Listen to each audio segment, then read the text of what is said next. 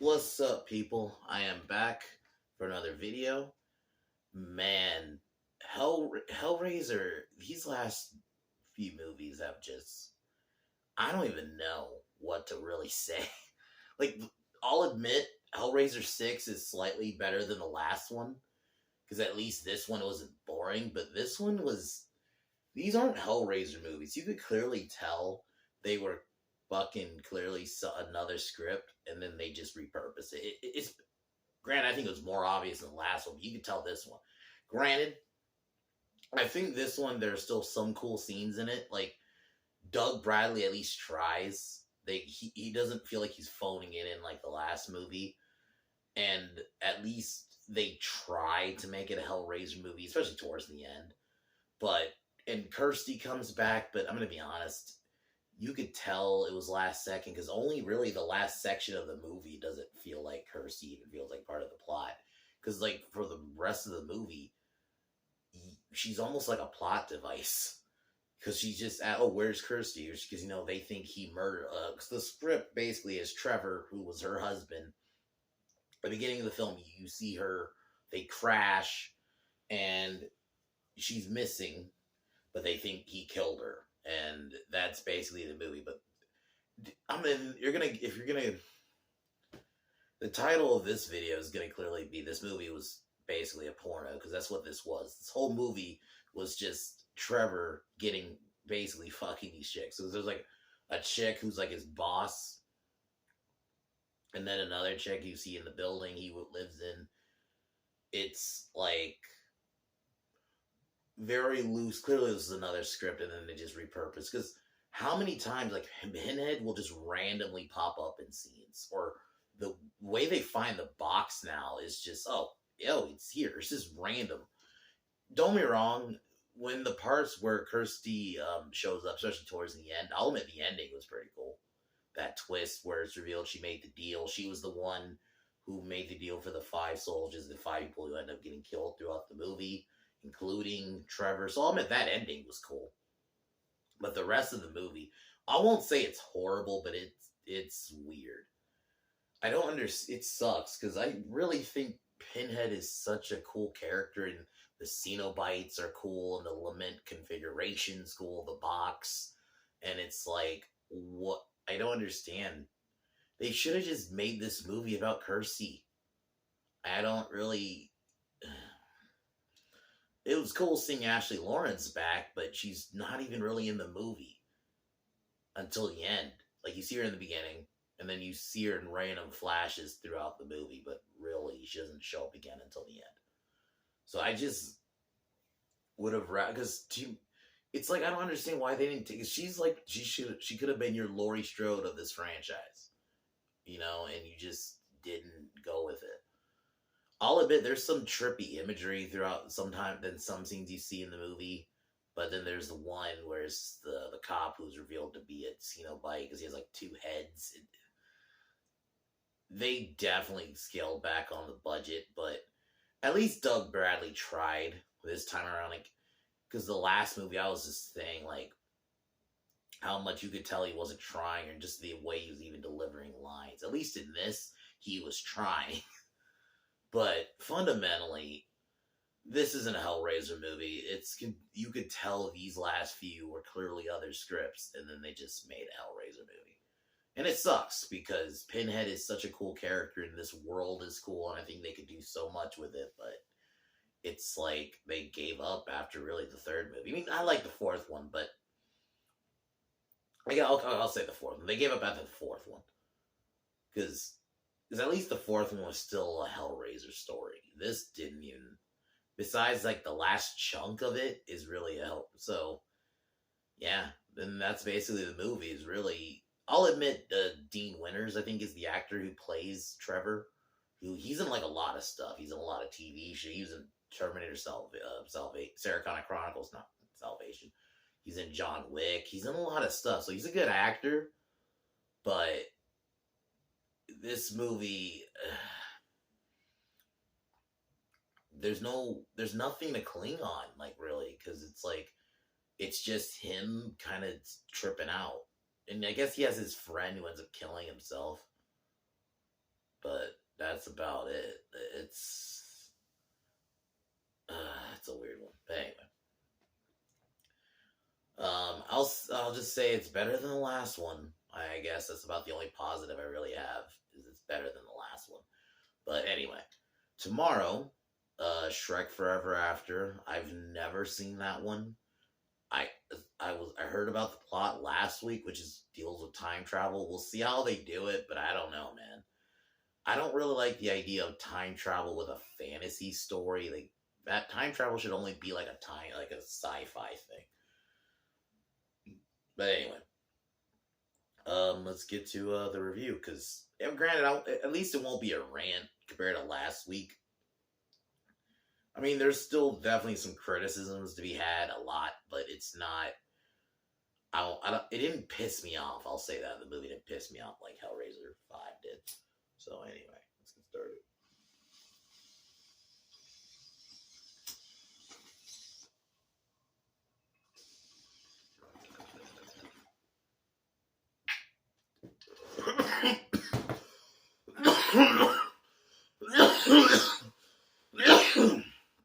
Movie opens with I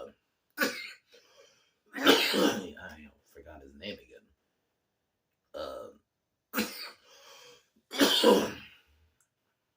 Trevor, sorry. So Trevor and Kirsty are like having an argument, and they end up getting into a car crash where they make you think Kirsty died, and the only one who ended up living was Trevor. But he has like basically amnesia, and he forgot what ended up happening. Kirsty's missing. And then, yeah, this throughout the film is this dude, like, the next scene, he gets hit on by his boss, who's basically and then you're gonna see, this is gonna be the thumbnail of my video, who just starts, like, hooking up with him at the job. And yeah, it just becomes a porn, like, because and don't be wrong, I'm not necessarily saying that as a criticism, but you can clearly tell this is a movie about a dude who just hooks up with a lot of chicks that they just, because what they do is, like, before he hooks up with his boss, there's like through when he's watching this video, you can see, because he's videotaping it using a camera. You see, like, I guess Cenobites, and then yeah, I think she ends up getting killed because she doesn't come back. And then he hooks up with like some girl in his building, and like, that's all this movie really fucking is. It's like, and then random flashes of Kirsty, and then, or Trevor getting questioned about the murders. That's about it. Like, it's like they very loosely tied into Hellraiser. Like, there's one scene you see a video of, like, the box, which is my thing with because it's like he gives her a gift, and it's a Kirsty a gift, and it's the box. Which is just, the way the box is treated in these last two movies is just crazy to me. It just happens to be, at least in the original, I'll say 4, I'll throw 4 in there too. The box was set up, especially in those first two. The box didn't just randomly show it's in somebody's house, or they just randomly have it. They don't even explain how he got it. Oh, he just has the box. Just everybody has access to the box now in these newer movies. I think another thing I really noticed with this one was how, just, as much as I love Doug Bradley as Pinhead, and at least in this he tried, it is so weird how he just randomly pops up. He pops up in a mirror, and there's, like, I think another scene he pops up in, like, a reflection in the water, which I'll admit the shot was cool. But it was still, like, just random. Like, there's no setup anymore for Pinhead's entrance. He just randomly shows up, because I guess that's Trevor's visions, which, okay, I kind of get the idea, because there's even a scene where, like, he's dreaming, and they, like, change the filter, but it just looks weird. And then, yeah, he's starting to get asked about the murders, about these two detectives who are never in the same building, I guess that's like supposed to be a hint, but to me it's just whatever. Um, and then his friend who works at the job,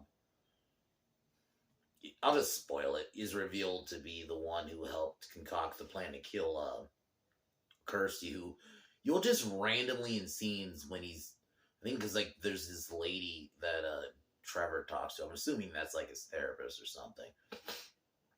You'll just randomly see Kirsty in flashes like that, and it's just there's no setup for it, and it makes me just like, why couldn't you just have Ashley Lawrence in the whole movie? But then it makes me think, goes back to, they clearly didn't plan this to be a Hellraiser movie, so they probably just last second, right? Okay, since we're making this a Hellraiser movie, get Ashley Lawrence, but we don't have enough time to actually make her an actual character in the movie, so we're just gonna shoot a couple of scenes with her, and then have one scene in the end where that's clearly the most time they actually had with her, because yeah, she just randomly just dropped in the movie in flashes, like in the middle, like she almost like is an afterthought at some points. Like, it doesn't even matter if he killed his wife, really, because it's about, because other murders start happening, and like there's this, I'm assuming she's like a masseuse chick that he even sees. She tries to have sex with him, but then ends up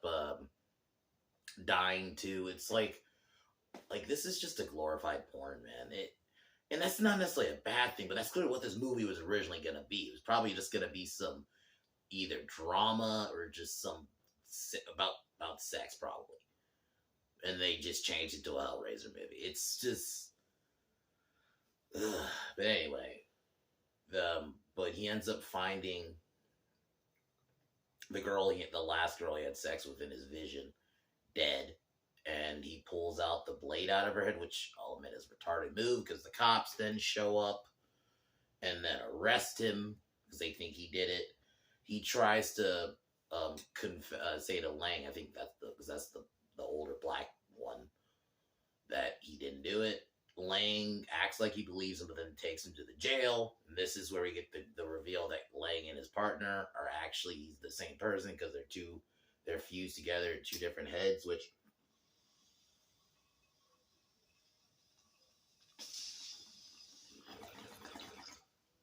there was no point of that reveal. I didn't even feel like it led to anything. Even when they did it was almost done like a comedy. And then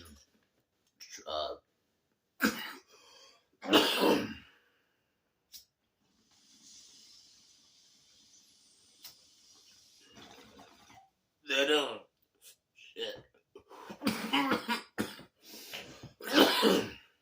And then Trevor, this is where Trevor finally sees Pinhead in his actual form. I mean, the only time they can actually get Doug Bradley in the movie. And this is where we get the reveal that he was actually shitty to Kristen. That he wanted her to open the box. Because I guess he had some... basically a reveal that he's actually a bad guy and all his memories are coming back.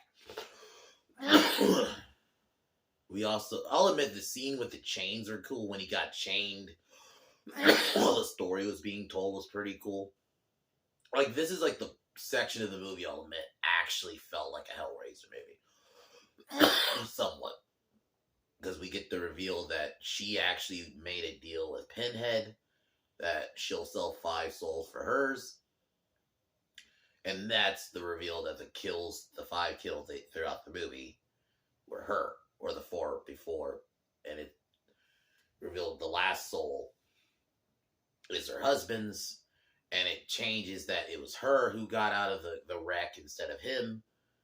And she comes out the box. And yeah. This movie isn't... It's just... It's sad that these studios didn't... It's Dimension, I think, who made these movies. Just that clearly at this point... Because I guess these were direct to DVD. They probably didn't give a fuck. Because... Same time... you had that slasher resurgence, but I guess they didn't feel like they could do that with Hellraiser. So they just kept Hellraiser straight to DVD and just... Because it's crazy to me. Because Pinhead and the Cenobites and that world. There's so much you could do, and I think it's so interesting, and they just don't want to fucking take a chance. You had a chance to. You should have just made this movie about Kersey. Ideally, that's what this movie should have just been. Granted, I think it was dumb how they got rid of her early on. I like Hellraiser 3, but they should have probably brought her back in 3 or 4. But at least bring her back now. You could have had her be, she's a plot device till the end. And I'll admit the ending is cool. That does bring it my grade up a little bit. I'd probably give this one like a 6. I probably would have given it a 5 at the ending if that wasn't the ending, but I'm cool with a 6 because that ending was pretty cool. And Doug Bradley at least tried this time around. I even thought his entrance was kind of cool. Nowhere near his entrances in those first, mainly 2, but I'll even say his entrance in 3 is pretty cool. Those first few movies. His entrance in this was at least, they somewhat tried. They didn't it didn't feel like, because Pinhead's entrance in the last one was just awful. So at least all around, Doug Bradley tried. He didn't carry the movie because he's not in it much. And when he does pop up, it's random to me. Like, even when he first shows up, there's no build-up. He's just there. Oh, and here's the box. That just randomly anyone fucking has now. But the scenes that Kersey was in, or seen, really, because she's in, flashbacks, and then you see her a little bit in the beginning, is pretty good. But she should have just been the main character. If they had just gone in this making a Hellraiser film, that's why I was... Dimension didn't see what they have with Pinhead. Pinhead to me, is one of those iconic horror characters, but the problem is some of those iconic horror characters at least had several good films, or at least decent films to carry the franchise. Hellraiser really only had, some would say 3, I'll say 4, and then that's it, because the rest of these clearly were not intended to be Hellraiser movies. They feel like just Dimension, low budget either. Granted, the last one was a detective movie. I'd say this one's like a drama about a dude. But anyway, I guess I'll give this movie a 6. It's somewhat watchable. I don't look at it as canon, though. I don't really look at any of these newer ones as canon. We'll see if the next one is better. I don't think it will be. I think we're just in shit now, basically, from here on out. At least this one I didn't rant on. I'll say that. And this one wasn't boring. I'll say that. And there's some hot chicks, and you do get some titties. So there's nothing wrong with that. So it's about the only real positive I have. And Dean Winters isn't a bad actor. I think he's a decent actor. He was at least able to carry the film compared to the last guy, who was just boring, too. So it didn't help that, it was a bad actor, too. Or maybe not a bad actor, but the actor in that specific role didn't carry it for me. I'm trying to remember I don't remember if I've seen him in other stuff, and if I have, maybe he was better, and just in that he wasn't. So at least Dean Winters' performance-wise was no. There was really no other characters really. I mean, you had his friend who ended up killing himself, which that scene was decent. It was kind of shocking. And there was some decent gore at some moments. The kills you don't really see. And if you do, I forgot them, basically. I think you, find the bodies, and that's about it. You don't actually see the kills actually happen in real time, which sucks, but... Doug Bradley at least tries, and I think that's the biggest positive. At least you still have Doug Bradley, and he's trying to carry it, at least in this one. So, yeah. I mean, if you want to watch it, I guess, I wouldn't go out of my way to probably watch it. I'd probably stick with mainly the first 4 Hellraisers. If I were to watch the franchise, in a canon sense, it would be those 4. But anyway, we'll see how the 7th one is. Because ideally, in a perfect world, I don't think they're going to follow this ending. That actually could set something up. They're probably going to do something straight up different. So, but yeah, Shrek Forever After review tomorrow. Cocaine Bear review probably on Sunday. Not probably. I'm probably going to see it on either Saturday or Sunday. And yeah, but yeah. Cheers and peace out.